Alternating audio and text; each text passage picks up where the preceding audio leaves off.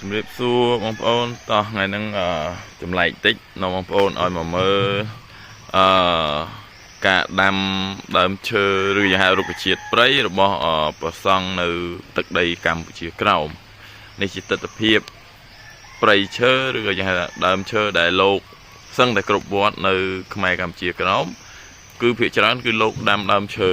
ជាប្រភេទដើមឈើព្រៃគឺអត់ទេគឺសឹងតែគ្រប់វត្តគឺដាំមានដាំជាហូរហែអញ្ចឹងដូចបងប្អូនឃើញនៅក្នុងវីដេអូអញ្ចឹងនេះ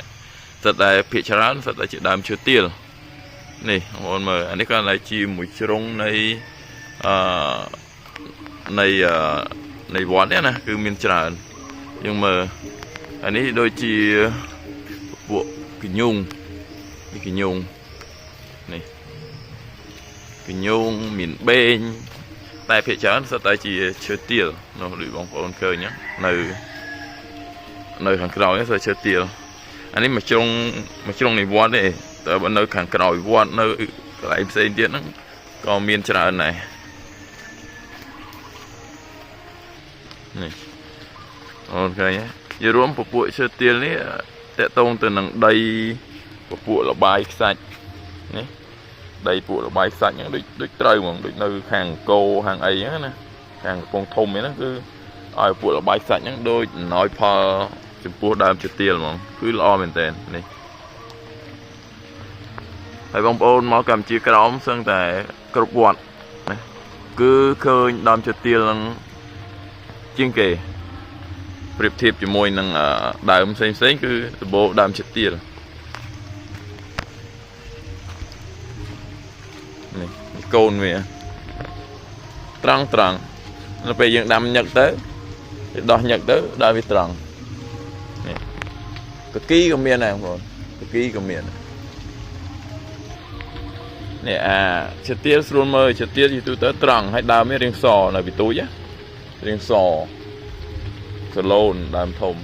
តែអានេះកគីបងប្អូនមិនមែនឈើទាលណាកគីបើនៅដើមទូចឬគឺកម្ៅចឹងខុសពីឈើទាលនេះទាលសហើយស្លឹកវាក៏ខុសគ្នាដែរមេកគីរាងខ្មៅហើយស្លឹកវាគឺបែបហ្នឹងនេះស្ដួចរាងអឡងបែបហ្នឹងក៏ប៉ុន្តែបើឈើទាលបើឈើទាលវិញនេះមេឃវាគឺមិនខ្មៅក្រឹបទេគឺប្រផេះធម្មតាហើយស្លឹកវាក៏មិនជាខ្មៅវាមិនជាកម្ៅស្លឹកវាអត់កម្ៅដូចដើមកគីទេហើយស្លឹកវាអញ្ចឹងមានរាងកាញ់អីទៅហើយខាងក្រោយនៃស្លឹកហ្នឹងវារាងដូចមានរោមតិចអាហ្នឹងជាទាលបើកគីបែបនេះតោះហើយយើងមើលនៅខាងមុខហ្នឹងក៏មានដែរសិតតែជាទាលហើយនឹងកគីអានេះវាងាប់គល់ហើយវានៅដោះចេញវាអូនឃើញនៅវត្តទឹកដីខ្មែរកម្ពុជាក្រោមគឺស្រឡាញ់ដើមឈើមែនទែនគឺសម្បូរហ្មងវត្តនៅខ្មែរឬកម្ពុជាកណ្ដាលយើងគឺ